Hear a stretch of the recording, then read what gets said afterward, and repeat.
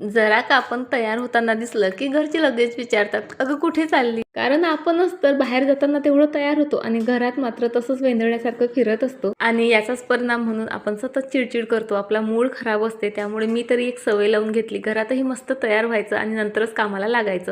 Fridge पूर्ण रिकामा केला, त्यानंतर छान असा चहा केला, दोघांनी मस्त एन्जॉय केला. आणि बघा, हे काही लायनर आहेत, मी मिशोवरनं बोलवलेले आहेत, पण ते कमी पडतात म्हणून मी ही पॉलिथिनही यूज करते.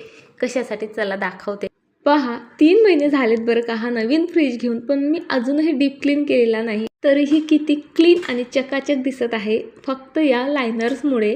सो लायनर सर्व क्लीन केली, त्यानंतर सर्व शेल्फ काढल्या, त्याही क्लीन केल्या. आणि आता ना इथे मी व्हिनेगर, पाणी, थोडासा सोडा आणि विम जेल वापरून जे आहे मस्त हे लिक्विड तयार केलं. सर्व फ्रीजभर जे आहे हे लिक्विड स्प्रे केलं. त्यानंतर एका स्वच्छ कपड्याने पूर्ण फ्रीज अगदी नीटनेटकं पुसून घेतलं. आणि चला आता सर्व शेल्फ लावल्यात आणि महत्त्वाचं म्हणजे सर्व शेल्फवर व्यवस्थित लायनर लावले. त्यानंतर फ्रीजरमध्ये बघा, तुम्हाला चीज बटर काही मिळणार नाही, कडधान्य साठवते मी. चला, फ्रीज झालं क्लीन आणि ऑर्गनाइज.